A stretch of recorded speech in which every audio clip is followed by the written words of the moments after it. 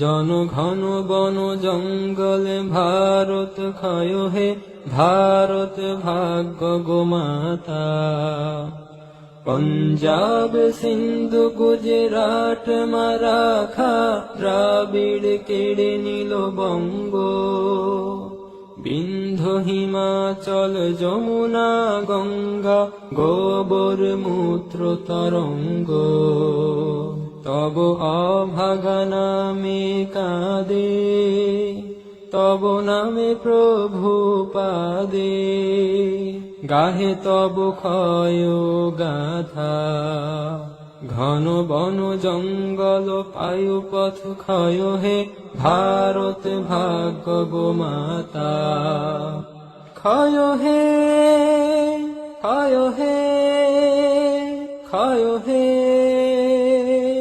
ক্ষয় ক্ষয় ক্ষয় ক্ষয় হে।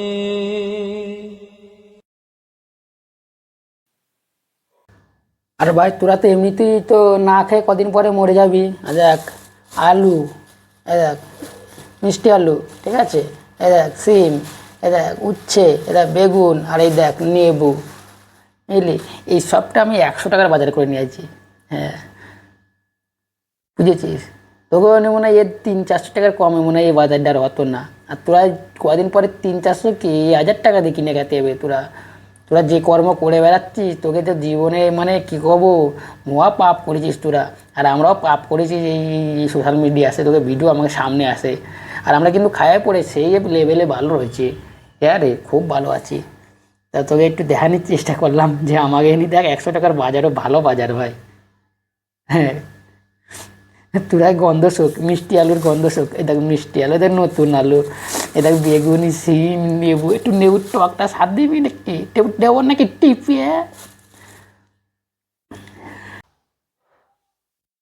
বাংলাদেশে যদি তোদের মতন কিছু কীট পতঙ্গ থাকে না, তাহলে ভালো মানুষরাও খারাপ হতে বেশি টাইম লাগবে না। কারণ তোরা ভালো মানুষকে ভালো হতে দিবি কখন? দিবি না।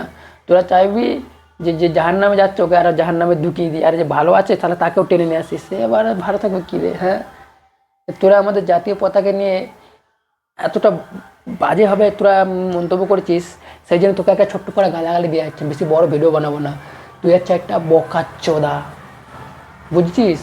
তোর মতন বোকাচোদা কেউ নেই। এরকম করছিস তো তেমনি ত্রিপুরা থেকে বলে দিয়েছে যে আমাদের জাতীয় পতাকা বা জাতীয় সঙ্গীতকে যে মানবে না তাদের না চিকিৎসা দেওয়া হবে, না কোনো হোটেলে থাকতে দেওয়া হবে। তো তোরা এতটা বার বাড়ছিস যে তোদের আর ভিসা পাবি না, কেলাইলো। আর আমার তো বাংলাদেশে যাওয়ার কোনো ইচ্ছা নেই, কোনো ইচ্ছা নেই ভাই, কোনো ইচ্ছা নেই। আরে ইন্ডিয়াতে এত সুন্দর সুন্দর জায়গা আছে, সেখানে আমি ঘুরতে পারি না। কিন্তু আমি এখন রাজস্থানে আছি, সত্যি রাজস্থানে আছি আমি এখন। এখানে জায়গাটা খুব সুন্দর।